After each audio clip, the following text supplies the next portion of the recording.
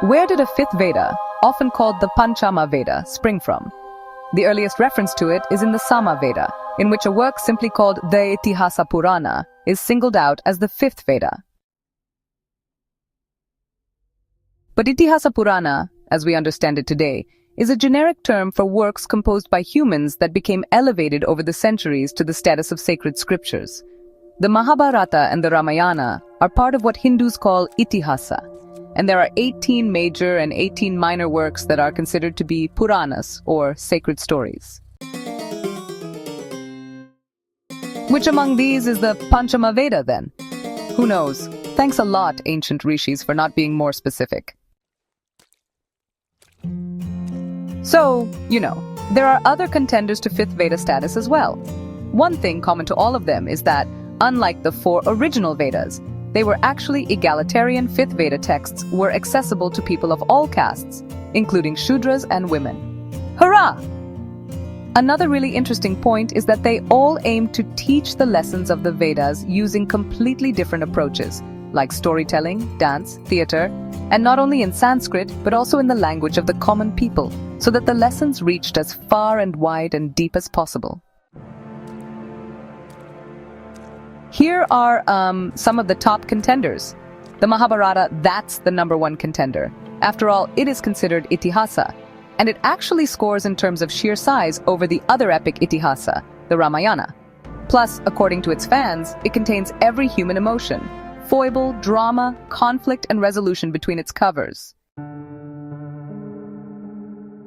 In that sense, it is a great and down-to-earth teacher of the very same lessons that are couched in such esoteric language and philosophy in the other four Vedas.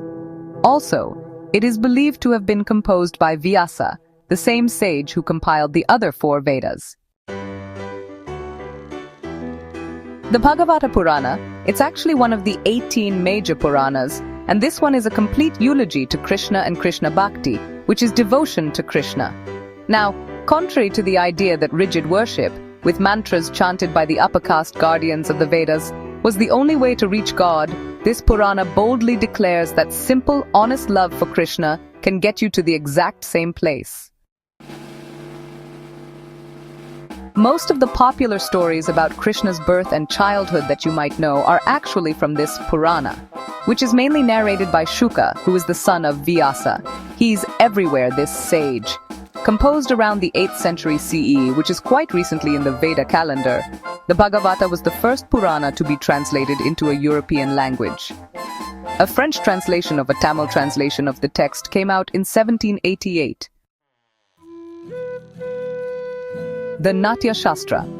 This is an ancient treatise on theatre, drama, dance and music. The Natya Shastra, believed to have been composed by the sage Bharata, is actually the root text for all Indian classical dance and theatre forms. Oh, and by the way, the name of one of our main classical dance forms, Bharatanatyam, comes from this sage's name. In the Natya Shastra, the arts were seen as a medium through which to tell the stories of the gods and the epics to common people, so that they learnt, just as well as the scholars, how to lead a good and virtuous life. As for the artiste, it was his or her responsibility to be the bridge between the humans and the gods.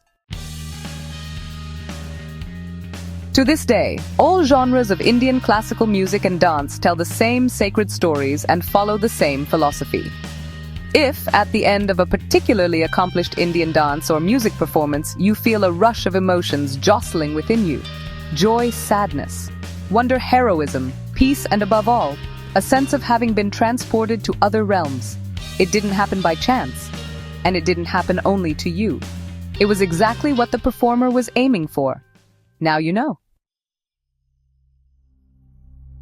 The Ramcharitmanas, often referred to as the Hindi Veda, the story of the Ramayana, as retold by the 17th century Awadhi poet Tulsidas, is considered by its fans in northern India to have even more authority than the four ancient Vedas, and to be the perfect scripture for the modern world. The Divya Prabandham and the Tevaram, down south, Tamil votes for what actually constitutes the fifth Veda are, well, divided between the Divya Prabandham, which is this collection of verses that extol the greatness of Vishnu and his avatar Krishna, composed by the 12 Tamil saints called the Alvars, and the Tevaram, which is a collection of devotional verses dedicated to Shiva, composed by 3 of the 63 Shiva-worshipping poet saints known as the Nayanars. So it's time to vote for your pick now. And if you want to exercise the nota, that's none of the above option, because you'd like to nominate a different text entirely, that's totally fine too. After all, this is a land of a billion opinions. One more really can't hurt.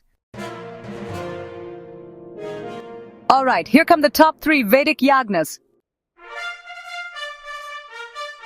So the Ashwamedha, probably the best known of the 3 major Vedic rituals, actually featured an Ashwamedha or horse as the Meda or offering. And, it was meant to establish a king as the undisputed ruler of his entire empire. Only a really powerful king could even think of performing the Ashwamedha Yagna, since it was a super long-running ritual, lasting at least 1 year. Not only was it, incredibly expensive, but it also meant facing several hostile armies during that period. So here's how it worked. First, the horse, usually a young and healthy stallion, was ritually purified and then sent off, without a rider or reins, in a northeasterly direction. Along with the horse went 100 soldiers and officers, all carefully handpicked by the king. As the horse wandered freely through the kingdom, and often even beyond its borders, back at home, the king and his priests kept the Yagna fires burning, offering something to the gods every single day. Now, whenever anyone, like a neighboring king, a rebellious vassal, or maybe even an ambitious young warrior, challenged the horse, either by stopping it or by stealing or capturing it, they would have to go to war with the king's soldiers. But letting the horse pass without any challenge meant, well, you were accepting the king as your overlord.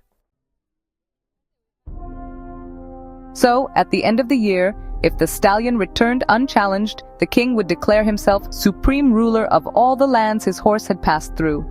His queens would then beg the horse's forgiveness because, well, he was about to be sacrificed. Sad, but true. In the grand culmination of the Yagna, the Ashwa would become the Meda for the gods. In the Ramayana, years after he had sent Sita away to the forest, Rama performed the Ashwamedha Yagna. Since the Yagna required the queen to be present, and since Rama had never stopped thinking of her as his beloved, his wife and his queen, he got a statue of her cast in gold and had it stand in for her. The consecrated horse was set free to roam where it willed, and no one dared to stop it.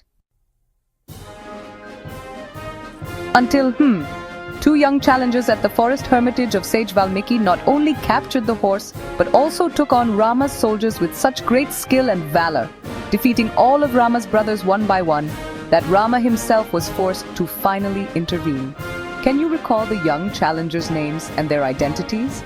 The answer is the twins Lava and Kusha, who were Rama and Sita's sons. The Rajasuya.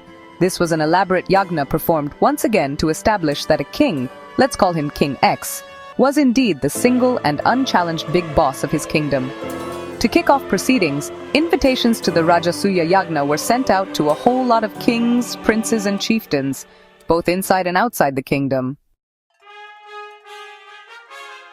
If a king accepted the invitation and attended the Yagna, it meant that he had accepted King X as his ruler and would henceforth be loyal to him.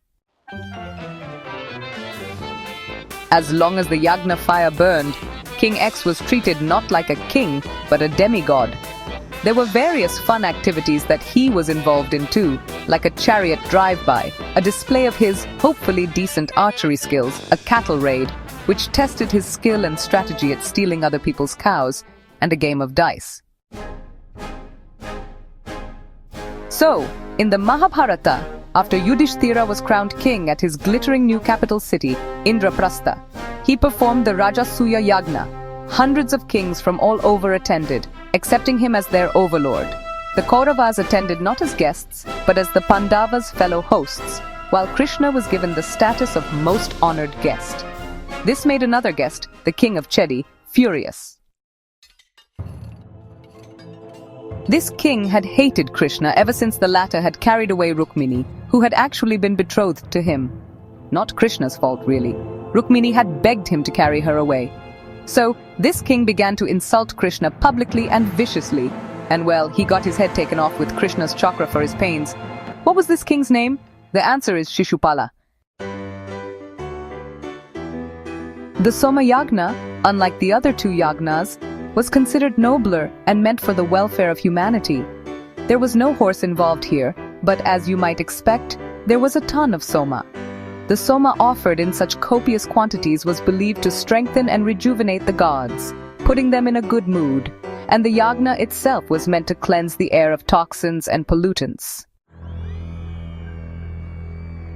Whichever way you looked at it, health, happiness, and prosperity for all was, well, pretty much guaranteed. While no one has performed the Ashwamedha or Rajasuya Yagnas in a long time, the Soma Yagna actually continues to be performed in India. According to Wikipedia, the most recent large-scale Soma Yagna was performed in Gujarat as recently as 2017.